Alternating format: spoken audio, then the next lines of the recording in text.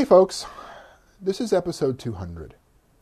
So I'm changing the opening. Hopefully I'll remember to change it from here on in, or at least we'll switch it up on you every now and then just to confuse you.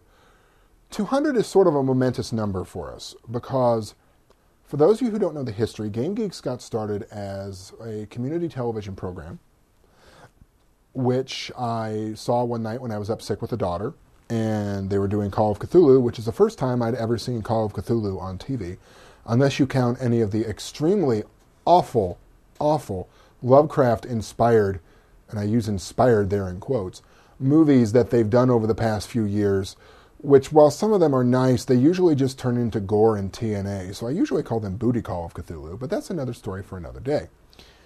The issue with 200 here is, I never knew we would get this far. Game Geeks has always sort of been a fun thing that Rob and I have done. Back in the community television days, we get together, bang out 8 or 9 episodes a day in an evening, be very tired, I'd have no voice by the end, and those would cycle through for a month or two before one of us would say, hey, can we shoot some more? Sure, why not? And then, to be honest with you, I kind of thought it had run its course, and we were kind of in one of the last episodes when Rob said, hey, let's try putting these up on YouTube. And I don't think I've ever told him this, but my first thought was, are you high? No one wants to see this stuff on YouTube. This isn't going to go anywhere. 200 episodes later, I clearly have egg on my face, and this is my first public apology to Rob for doubting him in that case. So, what has this done? Well, I've been sort of wondering what I want to do for 200, because I could do a big giant retrospective where we could talk about everything we've done, but let's face it, if you want to do that, go back to Game Geeks RPG. We've got the entire list there. Take a look at them. They're all there, all the way back to number 1, which was All Flesh Must Be Eaten, all the way up to 199, which we just finished filming. So, I could try to do an Oprah thing, but I can't tell you all to look under your chairs and find a magical prize for you there for you to, take home with you and love forever. Plus, I don't have quite the, that Oprah has going on. Plus, my voice is a little messed up here. So, the question is, what did I want to do? Well, I suppose what I should do at this point is if I had any other goal for Game Geeks, other than loving what I'm talking about. I get a lot of guff about loving the games that I talk about. I gush more than James Lipton. It's true. I do. I love my hobby. I have a great time doing this. I've met some of the most intelligent, creative, fun, entertaining people in the world. I won't talk about the weird and dysfunctional ones too. That's episode 300. I'll talk about them. I've met some fantastic people and I've had some wonderful times in this hobby. It is a strange hobby though, and even though we're coming into the age of the nerd, and I point to things like Big Bang Theory, I point to things like the Australian show Supernova for stuff like this, where it's becoming more socially acceptable to be intelligent.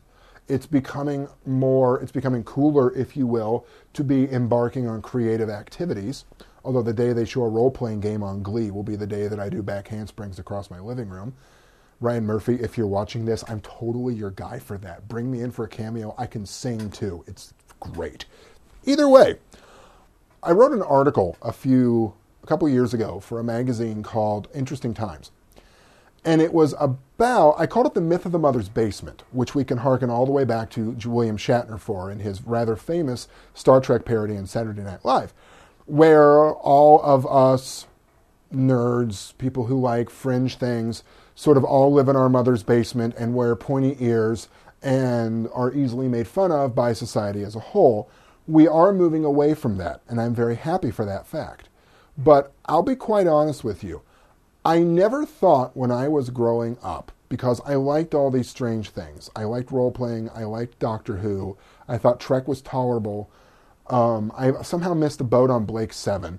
But I liked all of these odder things that most third graders didn't get. For some reason, my third grade year there was a Steelers explosion. When I got back from Christmas, everyone on Earth had gotten Steelers coats, hats, lunchboxes, and I was carrying around my brand new copy of the Dungeons & Dragons rules.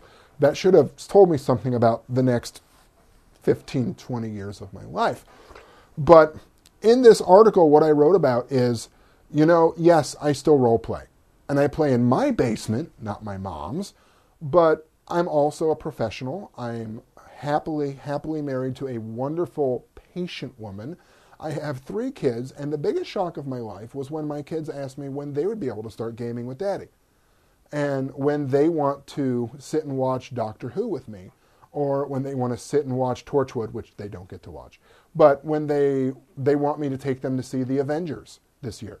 I won't lie to you, I teared up a little bit this winter when I took 2 of my children to see Episode 1, The Phantom Menace, when it got re-released, and I watched them practically vibrate out of their seats in happiness and joy when the words "a long time ago in a galaxy far, far away" came up on the screen. It's an interesting thing to be a parent at this point. I never thought my kids would be interested in role-playing.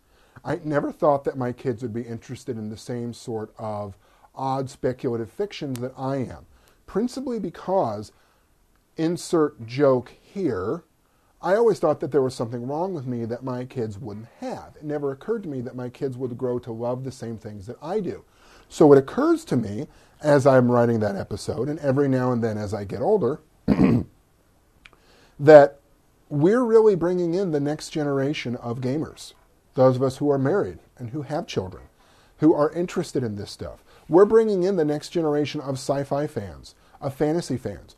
My daughter has made me promise to finish watching The Two Towers and Return of the King with her before The Hobbit comes out this Christmas so she can go see it with me. So my overall point here, and I apologize, I do ramble sometimes when I don't have a book in front of me to hold up and show pretty pictures, is this. If I have any other goal with Game Geeks, if I have any other objective, if I have any other motive, it's be proud of who you are. Enjoy the fact that you are a gamer. See what else is out there. And for God's sakes, play something. Even if it's once a month with some friends that you only get together for a weekend with to see, and you like to do this, play something. My favorite emails I get, other than the "why in the hell didn't you like 4th edition, you must be stupid" emails, I still get those, by the way. My favorite emails I get are the ones where, I used to game a long time ago, and now I've fallen out of it, and I've watched your show, and now I'm back into it again, and I love playing game X that you reviewed. Thank you very much. And that game X has been everything from Pathfinder to D20 Modern to Spycraft to Savage Worlds to Unisystem to you name it. Some of the books I reviewed, someone has loved, and they've gotten into and they've enjoyed. I think my absolute favorite comment I ever got, though, once was when somebody told me that his wife really didn't like me very much because every time I do a show, he has to buy something. And then she's, "Why are you doing this?" She didn't quite understand it. I never wrote back to that person, and for that I apologize, but that is my favorite comment I have ever gotten, and I've never forgotten it. So we're at episode 200. I'll wrap this up now because you probably are getting sort of dull and bored watching me sit here talk. Now you know how my students feel. We're on episode 200. To be honest with you, it's further than I ever thought we would get. I didn't know how far this would go. I still don't know how far this will go. I know that as long as Rob and I are having fun doing this, as long as we enjoy what we're doing, and it hasn't turned into an odious task, we're going to keep doing this. Might be weekly, might be a couple times a month. You never know. Life takes you in interesting places that you can't expect. We've been doing Game Geeks now for 8 years. 8 years from the days of community television. 5 on YouTube. It's been about 5 since we've been doing this. So I'm very proud of the body of work we've produced. Love what you do. Game. Get out there and have some fun with it. Be proud of who you are. Someone once accused me of having game shame. And I kind of did for a long time. And then it occurred to me once this went on YouTube, wow, I've just blown the doors off my gaming closet. So there you have it. Love it, folks. It's a hobby. And I have nothing but undying respect for the people who make these games. It's not something I can ever imagine doing. I meet people like this at cons. I get emails and phone calls from game designers. And I feel like I turn into a drooling fanboy when I meet these people because it's just, oh my God, you wrote this book that I love. So enjoy it, folks. I have nothing else to say with Game Geeks is I hope you like gaming. I hope you find what we do informative. I hope you find it entertaining. And I hope you continue to find it informative, entertaining, because in episode 300, I promise to tell you all about the freakazoids with whom I have played over the years. And I'll have to change some names for libel and slander reasons, but it'll be interesting. For Game Geeks, I'm your host, Kurt Wiegel. Good day and good gaming.